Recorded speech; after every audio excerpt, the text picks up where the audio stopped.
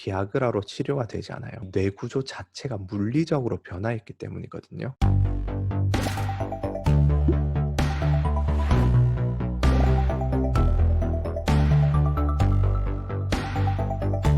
안녕하세요. 월가 아지입니다. 1편에서 18편까지 투자와 매매에 대한 공부를 하기 전에 선행되어야 할 것들을 배우고 있습니다. 이제 2편 남았는데 17편은 바로 야동에 대한 얘기입니다. 본인이 어떤 동기부여 영상을 보고 필을 팍 받아서 계획도 세우고 열심히 하겠다 결심했는데 3일도 안 돼서 포기하고 게임을 하든지 유튜브 영상들을 할 일 없이 뒤지던지 아니면 커뮤니티 글들을 계속 그냥 스크롤하든지 그런 식으로 시간을 낭비하게 된 경험이 있을 겁니다. 그러다가 인터넷을 서핑하다 보면 조금 선정적인 글이나 이미지를 보면 또 슬그머니 그런 야동의 세계로 가서 자기 위로의 시간을 가지고 허탈해하죠. 이런 후회의 악순환의 연쇄를 끊기 위해서는 이러한 행동들 중에서 근본 원인이 무엇인지를 찾을 필요가 있습니다. 그럼 많은 사람들이 뭐 동기가 부족했어 혹은 의지력이 부족했어 게임 중독 때문에 내가 문제인 것 같다. 게임을 끊어봐야겠다. 혹은 이런 소셜 미디어의 그런 중독성의 문제가 아닐까.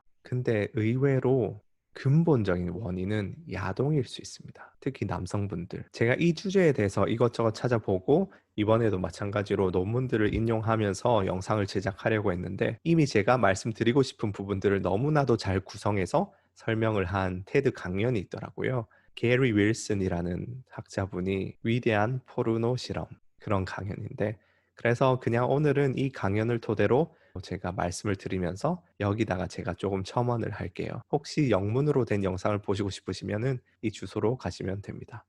자, 포르노가 굉장히 문제시되는 이유 중에 하나가 과거의 야한 잡지와 조금 다르다는 거예요. 현대 야동은 끝없는 새로움을 제공합니다. 자, 여기 보시는 표는 어떤 영상을 계속 봤을 때 흥분도를 나타내는 거거든요.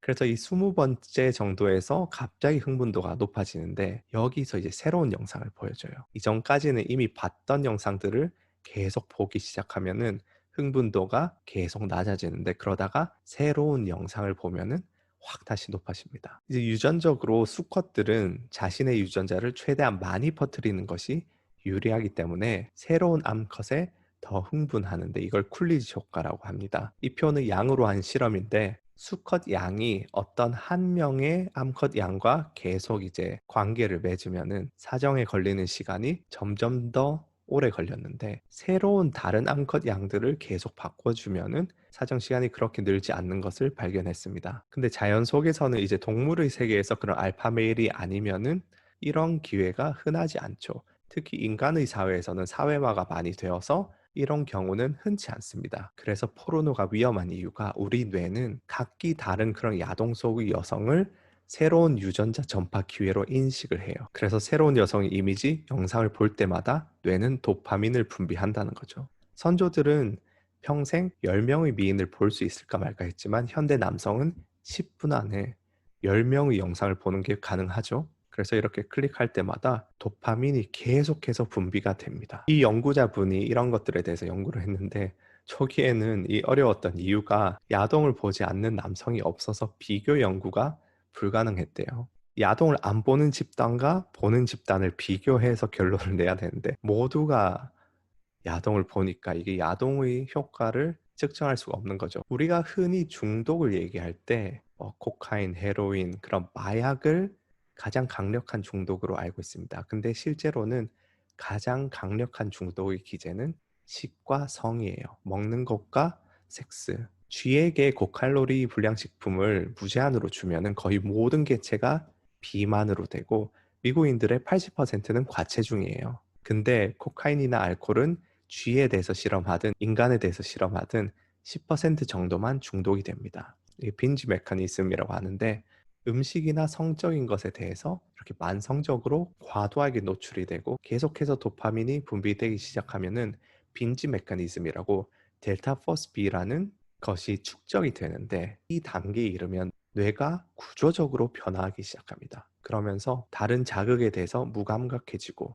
야동에만 엄청나게 과잉 반응을 하게 되고 그리고 의지력을 상실하게 됩니다. 지나친 자극이라서 다른 일상생활들이 모든 게 재미없어 보이는 거죠. 야외 활동도 재미없어 보이고 친구랑 만나서 얘기하는 것도 재미없어 보이고 점점 더 자극만 찾게 됩니다. 그래서 이거는 이제 어떤 것에 중독된 사람들, 여기서는 약물인데 일반인과 중독자를 비교를 해보면은 똑같은 자극에 일반인들은 어느 정도 이렇게 활성화가 잘 되는데 중독된 사람들은 활성화가 되게 무디게 진행이 됩니다. 알코올, 마약, 음식, 게임, 인터넷, 그리고 야동 이런 것들에 계속 노출이 되다 보면 일상생활의 소소한 자극들에 반응을 점점 못하게 돼요. 포르노 중독을 arousal addiction이라고도 하는데 이 인터넷과 포르노 중독으로 인한 증세로는 집중력 장애, 사회 불안증, 대인관계 그런 사람들 만나는 게 싫고 뭔가에 대해서 전화를 해서 묻기보다는 이메일을 쓰는 게 더 편하고 그 다음 우울증, 그 다음 수행 불안증, 내가 이걸 잘할 수 있을까? 강박증, 기억력 감퇴 이런 문제들을 겪게 됩니다. 근데 문제는 이런 증상을 겪을 때 이게 야동 때문이란 걸 대부분의 사람들이 인지하지 못한다는 거예요. 물론 이런 증세들이 다른 이유로 올 수도 있겠죠. 대표적으로 이제 아마 12편에서 다룬 마그네슘 부족 혹은 뭐 장내 생태계 문제 그런 데서 올 수도 있지만 20, 30대 남성들 집에서 게임 많이 하고 야동 보고 이런 사람들 중에서는 의외로 야동 때문에 이런 것들을 겪는 사람들이 많습니다. 근데 이런 게 문제라는 걸 인지하지도 못하고 그 원인이 야동이라는 걸 상상조차 하지 않습니다. 근데 여행이나 야외 활동보다 롤, 야동이 더 재밌다면 한 번쯤은 본인이 인터넷 중독이 아닌지 포르노 중독이 아닌지 의심해 보시기 바라겠습니다. 그래서 중독 증상으로는 야동을 끊어보려 해도 번번이 실패하고 그리고 야동을 이제 봐도 거기서 거기 뭔가 새로운 영상을 계속 찾고 브라우징하게 되는 것들 그리고 지나치게 많은 시간을 뭔가 새로운 야동 찾는데 소비를 하는 것들 근데 저도 뭐 20대 때 남자니까 야동 좀 많이 봤었으니까 제가 너무 잘 알죠. 그리고 이렇게 인터넷과 포르노 중독이 되면은 손목이랑 아래쪽 허리 통증, 목 통증, 두통 등이 있습니다. 이 아래쪽 허리는 이게 신기능이 약해지는 거거든요. 그리고 주의가 산만해지고 쉽게 화가 나고 울컥하는 감정 이런 것들이 중독 증상이고요. 만약에 이게 장기적으로 가게 되면은 장기 포르노 중독으로 인한 발기부전도 올 수 있습니다. 전통적인 발기부전과 달리 비아그라로 치료가 되지 않아요. 왜냐하면은 심리적인 그런 게 아니고 뇌 구조 자체가 물리적으로 변화했기 때문이거든요. 그래서 뇌 자체가 아래쪽으로 보내는 신호가 점점 약해져 가요. 그래서 비아그라를 써도 고쳐지지가 않습니다. 그리고 제가 진행하고 있는 게 투자 강의잖아요. 근데 왜 이 얘기를 하냐? 누누이 말씀드리지만 회백질, 음란물 시청 시간과 뇌 회백질이 반비례하는 것이 연구를 통해서 밝혀지고 있습니다. 이 뇌에서 자극과 보상 체계를 담당하는 영역의 부피가 쪼그라들면서 이제 회백질들도 이제 줄어드는 것을 볼 수 있습니다. 특히 젊은 나이에 포르노를 접할수록 심각한 결과가 와요. 더 어릴 때 시작할수록 더 심하게 자극적인 영상들을 볼수록 문제가 커집니다. 다행스럽게도 뇌는 변할 수 있습니다. 포르노를 끊으면은 몇 달이 지나기 시작하면은 조금씩 변화가 돼요. 이제 발기부전까지 간 사람들의 경우에는 중년 남성은 2개월, 젊은 남성은 4에서 5개월이 걸려요. 왜냐하면은 젊은 남성은 어릴 때부터 이게 노출이 됐기 때문에 뇌 구조가 많이 지금 변한 상태거든요. 그래서 그 테드 강연에서 한 20대 후반 남성이 직접 이제 수기를 쓴 것을 공유를 했는데 지난 8년간 정신과를 방문하고 상담을 받아왔다.